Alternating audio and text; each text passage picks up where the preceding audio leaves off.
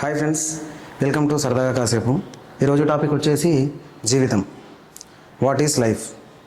జీవితం అనగానే మనం అందరం అనుకుంటాం పుట్టడం, పెరగడం, జాబ్ చేయడం, మ్యారేజ్ చేసుకోవడం, ఆ తర్వాత చిల్డ్రన్స్ అని మన పూర్వీకులు మన పేరెంట్స్ వాళ్ళందరూ అదే చేశారు, మనం అదే చేస్తున్నాం.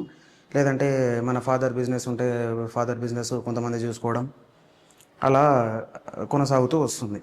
కాకపోతే నా పాయింట్ ఆఫ్ వ్యూలో జీవితం అంటే ఇంకేదో ఉంది అని నేను ఫీల్ అవుతా. ఎందుకంటే జీవితం అంటే అందరికీ ఒకేలాగా ఉండదు. జీవితాన్ని అందరూ జీవితాన్ని అందరూ ఒకేలా కూడా స్వీకరించవద్దు. అంటే ఇది నా పర్సనల్ ఒపీనియన్.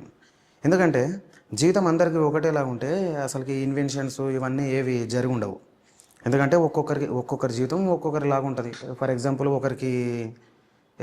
ఒక్కొక్క దానిపైన ఒక్కొక్కరికి నైపుణ్యం ఉంటుంది. ఫర్ ఎగ్జాంపుల్ ఒకరు ఫొటోస్ బాగా తీస్తారు, ఇంకొందరు ఫార్మింగ్ మంచిగా చేస్తారు, ఇంకొందరు బిజినెస్ కొందరు మంచిగా చేస్తారు, కొందరికి టీచింగ్ ఉంటుంది. అట్లా ఎవరి ఇండివిజువల్ స్కిల్స్ వాళ్ళకు ఉంటాయి. దాన్ని మనం గుర్తించాలి. అది గుర్తించినప్పుడు దానిపైన మనం వర్క్ చేసుకుంటూ ముందుకు వెళ్తే మనకు నచ్చిన క్రాఫ్ట్ తోటి మనం ఎప్పుడైతే ముందరికి వెళ్తుంటామో మనకు లైఫ్ పైన బోర్ అనేది రాదు. ఇంకొకటి ప్రతి డే మనము ఖాళీగా ఉన్నట్టు కానీ అలా అనిపించదు అనమాట. మనకు నచ్చిన పని మనం ఎప్పుడైతే చేసుకుంటూ ఉంటామో జీవితం అనేది బాగుంటుంది. అంటే వర్క్ ఒకటే జీవితం అని నేను అనట్లేదు.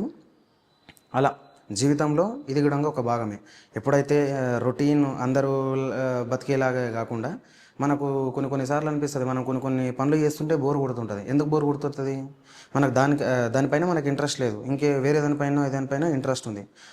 దేనిపైన ఇంట్రెస్ట్ ఉందన్నది మనం గ్రహించాలి. దాన్ని గ్రహించి మనం ఏ దానిపైన ఇంట్రెస్ట్ ఉందో మనము ఆబ్వియస్గా కొన్నిసార్లు మనం ఆలోచిస్తే మనకే తెలిసిపోతుంది, అరే ఈ పని ఇంట్రెస్ట్ లేదు మనకు ఎందుకు అని మనకు ఎక్కడో కొడుతుంటుంది అనమాట. అది కొట్టినప్పుడు మనం దేనిపైన ఉంది అని చెప్పేసి మనం కొన్నిసార్లు బాగా ఆలోచిస్తే మనకు దేనిపైన ఇంట్రెస్ట్ ఉందనేది ఆటోమేటిక్గా తెలిసిపోతుంది. ఆ పనిని తీసుకోవాలి. ఆటోమేటిక్గా మనము కొద్దిగా మనం ఎంచుకున్న పనులైనా గిట్టంగా మనము స్పీడప్ ఉంటామని కాదు, మనము ఇష్టం ఉన్న దానిపైన ఒకవేళ మనకు రాకపోయినా గిట్టంగా మనం నేర్చుకునే టైంలో చాలా స్ట్రగుల్స్ ఉంటాయి. ఆ స్ట్రగుల్స్ అనేటివి మనం చాలా ఇష్టంగా స్వీకరిస్తాం అనమాట. అది ఇష్టమైన పని అంటే అట్లా ఉంటుంది. అయితే ఏ పని ఎంచుకున్న గిట్టంగా మనకు ఒడిదుడుకులు అనేటివి కామన్, అంటే స్ట్రగుల్స్. అట్లా అవన్నిటిని మనము అనుభవాలలాగా తీసుకోవాలన్నమాట. ఒక్కొక్క రోజు ఒక్కొక్క కొత్త విషయాన్ని నేర్చుకుంటూ ఉంటాం. ఒక్కొక్క రోజు ఒక్కొక్క అనుభవం ఉంటుంది. దాంట్లో కష్టాలు కావచ్చు, అడ్డంకులు కావచ్చు, అవన్నిటిని మనము చాలా హ్యాపీగా స్వీకరించి ముందరికి వెళ్ళాలి. ఎందుకంటే ఈరోజు బాధ వచ్చింది, రేపు సంతోషం వచ్చింది. సంతోషం వచ్చిన రోజు మరీ ఎక్కువ సంతోషపడద్దు, ఎక్కువ ఆనందపడి పొంగిపోవద్దు. బాధ వచ్చిన రోజు మరి బాధ వచ్చింది అని చెప్పేసి కుంగిపోవద్దు. ఆనందాలు, బాధలు ఇవన్నీ జీవితంలో భాగమే అనమాట. మనకు ఇప్పుడు జీవితం ఎట్లా ఫుల్ఫిల్ అవుతుంది అంటే అన్నీ ఉంటేనే ఫుల్ఫిల్ అవుతుంది అనమాట. మన జీవితం అనేది ఒక పుస్తకం అనమాట. మన జీవితం ఒక పుస్తకం లాంటిది.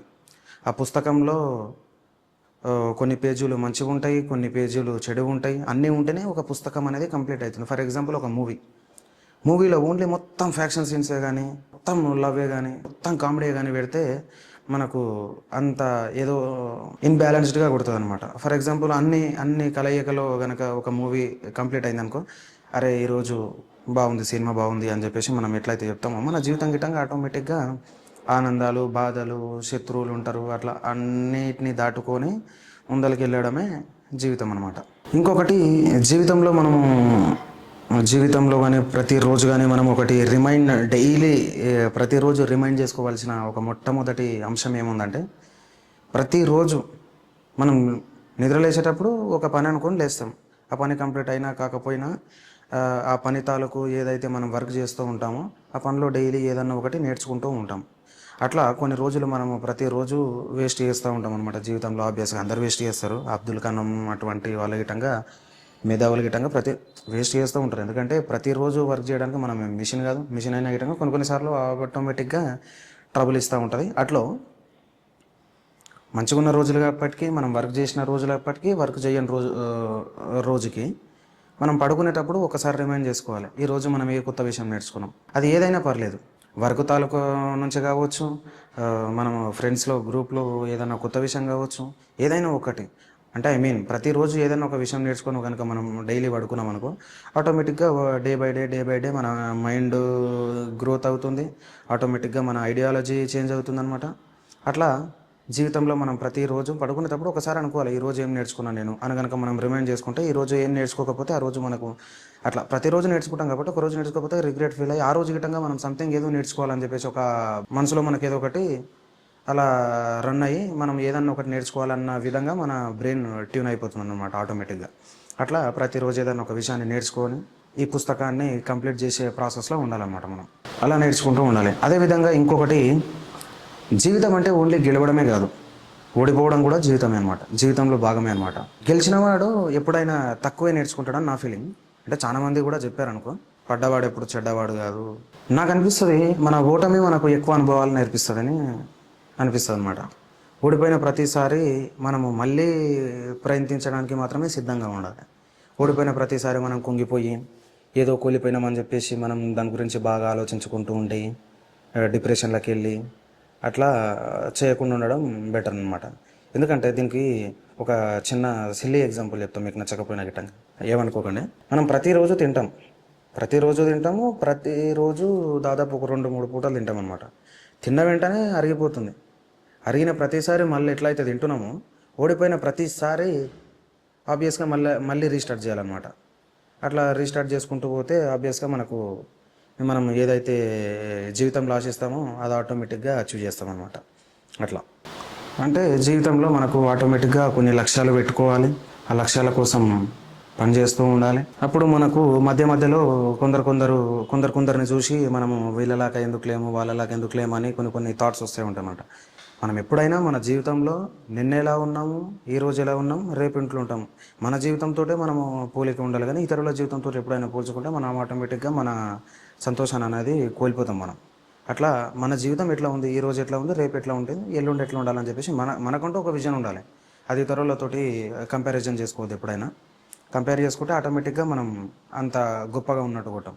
మన వర్క్ అనేది ఈ రోజు ఎట్లా ఉంది, రేపు ఎట్లా ఉంది. మనం కొన్నిసార్లు ఇతరులు చేసిన వర్క్ మనకు నచ్చదు, మన వర్క్ మాత్రమే నచ్చదు. దాంట్లో ఎట్లాంటి పొజిటివ్నెస్ అయితే చూపిస్తామో, మనము మనకంటే ఇతరులు కొంచెం మంచి పొజిషన్లో ఉన్నప్పుడు ఇప్పుడు వర్క్ని ఎట్లయితే కన్సిడర్ చేసుకున్నామో ఆ పొజిషన్ గిట్టంగా అదే విధంగా మనం ట్రీట్ చేసినాం అనుకో, ఇట్లాంటివన్నీ కొంచెం తగ్గుతాయి అన్నమాట. ఎప్పుడైనా కంపారిజన్ అనేది మనకే ఉండాలి. మనతోటి మనకే, ఏదో సినిమా డైలాగ్ ఉంటుందిగా, నాకు నేనే పోటీ నాతో నాకే పోటీ అన్నట్టు. అట్లాంటివి ఉంటే మనం కొంచెమైనా మన జీవితాన్ని మనం బాగా సంతోషంగా జీవిస్తున్నాం అన్నట్టు నా ఫీలింగ్ అనమాట. మనం ఎందుకు జీవిస్తున్నాం అనేది మనకు తెలిస్తే సరిపోతుంది అనమాట. మనకంటూ ఒక లక్ష్యం పెట్టుకోవాలి, ఆ లక్ష్యం వైపు ప్రయత్నం చేయాలి. ఆ ప్రయత్నంలో మనకు ఎన్నో ఒడిదుడుకులు వస్తాయి, సంతోషాలు బాధలు ఇప్పటిదాకా చెప్పుకున్నట్లు అన్నీ ఉంటాయి. అన్నిటిని ఎదుర్కొని ముందరకు పోవడమే జీవితం. ఇది జీవితం అంటే, ఇది నా పర్సనల్ ఫీలింగ్. మీకు ఇంకేమన్నా దీనిపైన ఇది కాదు ఇది సో అండ్ సో ఇంకేమైనా థాట్స్ గుర్తొస్తే కింద కామెంట్ చేయండి. ఇప్పటిదాకా చెప్పుకున్నదంతా ఒక 4 లైన్స్లో కనుక మనం షార్ట్ కట్ చేస్తే ఎలా ఉంటుందో చూద్దాం. జీవితం అంటే ఒక కథ, ఆ కథలో మీరే హీరో. ప్రతి క్షణాన్ని ప్రేమించండి, ప్రతి రోజును అందంగా రాయండి, మీ కథని అర్థవంతంగా రాయండి. సో మళ్ళీ కలుద్దాం సరదాగా కాసేపట్లో. Thank you, bye.